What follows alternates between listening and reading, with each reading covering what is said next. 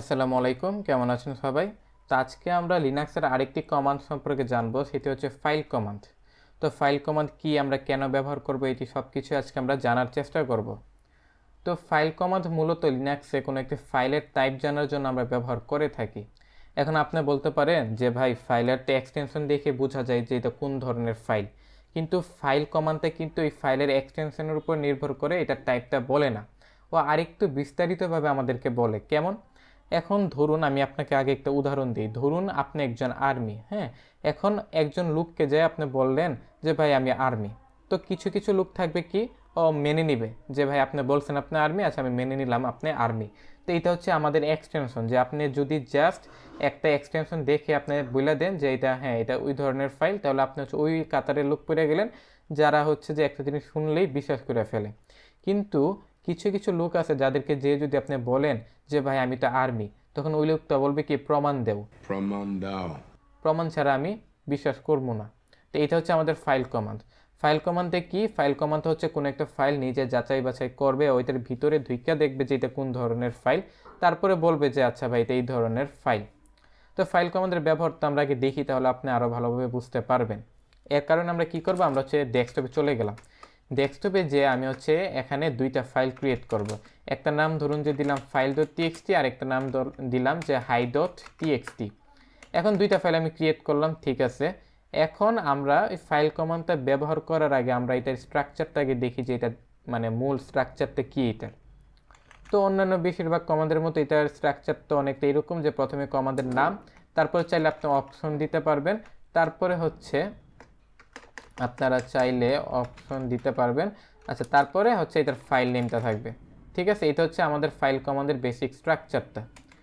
এখন এখানে অপশনটা দেওয়া হচ্ছে আপনার উপর, আপনার যদি দরকার হয় তাহলে দিবেন, না হলে দিবেন না, কিন্তু এখানে কমান্ডের নামটা আর হচ্ছে ফাইল নেম দুইটা জিনিস আপনাকে দিতে হবে। এখন আমি হচ্ছে হাইডোটিএক্সটির উপর আমার এই ফাইল কমান্ডটা এক্সিকিউট করলাম, করার পর দেখেন কি বলতেছে, আমাকে এমটি বলতেছে। কেন এমটি বলতেছে, এখানে দেখেন এই যে ফাইল কমান্ডের ম্যাজিকটা, এটা হ্যাঁ কোন ধরনের ফাইল, এটা একটা টিএক্সটি ফাইল, কিন্তু ফাইল কমান্ড আমাকে বলতেছে এটা এমটি, ফাইলের কোনো টাইপই আমাকে বলতেছে না। কেন বলতেছে না? কারণ হাইডট টিএক্সটির ভিতরে এখন কোনো কিছুই নাই, এটা একদম খালি। এখন ধরুন আমি এই হাইডট টিএক্সটির ভিতরে কিছু একটা লিখলাম, কি লিখলাম, মাই নেম ইজ অয়ন, এইটাই লিখলাম। তারপরে আমি যদি এখন এই ফাইল কমান্ডটা আবার হাইডট টিএক্সটির উপরে ইমপ্লিমেন্ট করি, তাহলে দেখেন এখন আমাকে বলতেছে এটা হচ্ছে স্কাই টেক্সট। এখন কেন বলতেছে, কারণ হচ্ছে ফাইল কমান্ডটা আমার এই হাইডট টিএক্সটি ফাইলের ভিতরে গেছে, যা দেখতে পারছে যে হ্যাঁ এটার মধ্যে কিছু জিনিস লেখা আছে। কি লেখা আছে? স্কাই টেক্সট লেখা আছে। তো আমাকে বলতেছে যে এই ফাইলের টাইপটা হচ্ছে স্কাই টেক্সট। এটা হচ্ছে ফাইল কমান্ডের পাওয়ার, যে হচ্ছে যাচাই বাছাই করে তারপরে আপনাকে বলবে যে এটা কোন ধরনের ফাইল। এখন ফাইল কমান্ডের আরও কিছু ব্যবহার আছে, এটা প্রথমে কি দেখানো যায় আপনাদেরকে। প্রথমে হচ্ছে আমি একটা ফ্ল্যাগের ব্যবহার দেখাই, সেটা হচ্ছে বি ফ্ল্যাগ। বি ফ্ল্যাগের কাজ কি দেখেন, আমি এখানে এন্টার প্রেস করলে আপনি বুঝতে পারবেন। এই যে দেখেন আমি যখন বি ফ্ল্যাগ ছাড়া এই কমান্ডটা এক্সিকিউট করছি, তখন আমাকে দেখেন এই ফাইলের নামটা আমাকে বলে দিছে, তারপরে আমাকে টাইপটা বলছে। কিন্তু যখন আপনি বি ফ্ল্যাগটা ব্যবহার করবেন না, তখন হচ্ছে এই ফাইলের নামটা আমাকে আর বলবে না, জাস্ট আমাকে টাইপটা বলে দিবে যে এটা স্কাই টেক্সট। ওকে, এখানে আরেকটা জিনিস আমি ব্যবহার করতে পারি, সেটা হচ্ছে স্টার সাইনটা। স্টার সাইনটা মানে কি, যে ফাইল কমান্ডটা তুমি ইমপ্লিমেন্ট করো, কিসের উপর ইমপ্লিমেন্ট করো, আমার কারেন্ট ডাইরেক্টরিতে যত ফাইল আছে, যত ডাইরেক্টরি আছে সব কিছুর উপরে তুমি ইমপ্লিমেন্ট করো। তো এই যে ফাইল ডট টিএক্সটির ভিতরে কিছু নাই, তাই না, আমরা তো জাস্ট ক্রিয়েট করছি, কোনো কিছু অ্যাড করি নাই, তাই এমটি বলতেছে। হাই ডট টিএক্সটিতে আমরা পরে কিছু টেক্সট অ্যাড করছিলাম, এই কারণে স্কাই টেক্সট বলতেছে। আচ্ছা, এখানে ডাইরেক্টরির ক্ষেত্রে এই ফাইল কমান্ডটা কীভাবে কাজ করবে চলুন দেখি। তো এখন আমি ধরুন যে একটা ডাইরেক্টরি ক্রিয়েট করলাম অয়ন নামে। এখন আমি যদি আবার ফাইল কমান্ডটা ইমপ্লিমেন্ট করি, তখন দেখেন আমাকে বলতেছে যে অয়ন এইটা হচ্ছে একটা ডাইরেক্টরি, ঠিক আছে। কিন্তু এখানেও কিন্তু আমি বি ফ্ল্যাগটা ব্যবহার করতে পারবো, আমার কোনো প্রবলেম নাই।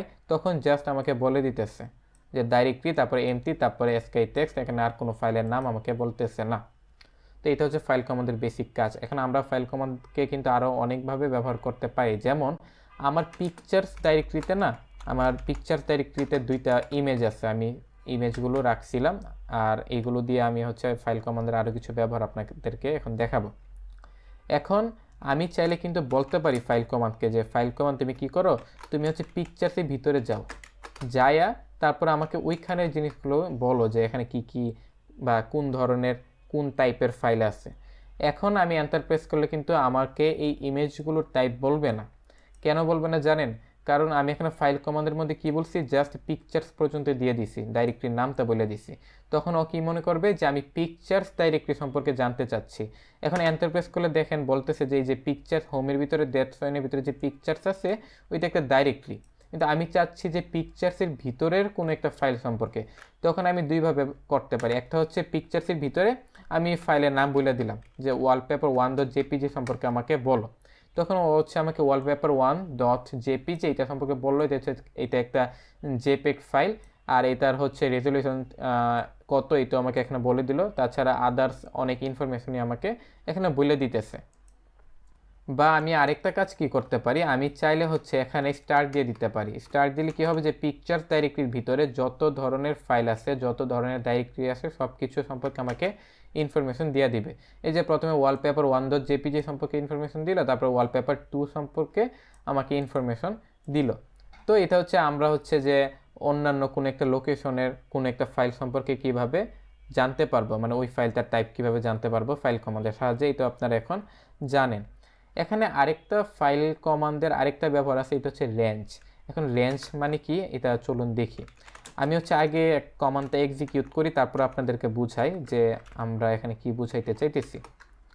এখানে দেখেন আমি এন্টার প্রেস করলে কী করতেছে, আমাকে অয়ন এই যে এই ডাইরেক্টরিটার টাইপ বলতেছে যেটা একটা ডাইরেক্টরি, আর ফাইল ডট টিএক্সটি টাইপ বলতেছে এটা এমটি।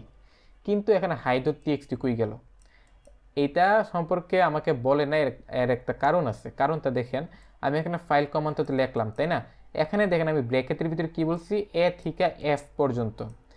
এখন এই যে আমি বলছি না, এটা মানে হচ্ছে কি যে ওই ফাইলগুলো সম্পর্কে আমাকে বলো যেইগুলোর প্রথম ওয়ার্ডটা এ থেকে এফ এর ভিতরে কিছু একটা হবে, মানে A B C D E F এই 6টা থেকে যে কোনো একটা ওয়ার্ড হবে। তারপরে স্টার দিয়ে দিছি, মানে হচ্ছে এরপরে যা ইচ্ছা থাকতে পারে, এটা ম্যাটার করে না। তখন ও কী করছে, ফাইল কী করছে, এই যে ফাইল কমান্ড থেকে কী করছে, প্রথমে যে অয়ন দেখছে, অয়ন ডাইরেক্টরিটার উপরে ইউজ করবে কিনা ও চেক করতেছে। ও দেখলো আচ্ছা এই ডাইরেক্টরির প্রথম অক্ষর তো এ, এর মানে এই যে এ তো এখানে বলেই দিছে, তখন ও হচ্ছে যে এখানে এটার উপরে ইমপ্লিমেন্ট করছে। এরপরে ওয়াই ও এন তো ধরবি, কারণ আমি এখানে স্টার বলে দিছি যে এরপরে যা ইচ্ছা থাকতে পারে। ফাইল ডট টিএক্সটির ক্ষেত্রেও সেম। আচ্ছা এখানে কিন্তু আমি এফ পর্যন্ত দিচ্ছি, আমি কিন্তু অন্য একটা দিতে পারি, আমি চাইলে জি পর্যন্ত দিতে পারি, তাহলে ও জি পর্যন্ত চেক করবে। এখন এফ এই যে এফ যে প্রথম অক্ষর এটা তো জি এর ভিতরেই পড়ে, তাই না? যার কারণে এটা সম্পর্কে দিছে। আবার আমি যদি বলি যে জি থেকে জেড পর্যন্ত তুমি বলো, তখন ও হচ্ছে হাই ডট টিএক্সটি সম্পর্কে আমাকে বললো। তো এটা হচ্ছে মোটামুটি ফাইল কমান্ডের ব্যবহার। এই ফাইল কমান্ড কিন্তু আমরা অনেক জায়গায় ব্যবহার করব, অন্যান্য অনেক ক্ষেত্রে আমাদের এই ফাইল কমান্ডটা প্রয়োজন পড়ে। তো এই ছিল আজকের জন্য। এর পরবর্তী ভিডিওতে আমরা অন্য একটি কমান্ড সম্পর্কে জানবো। তার আগ পর্যন্ত ভালো থাকবেন। আসসালামু আলাইকুম।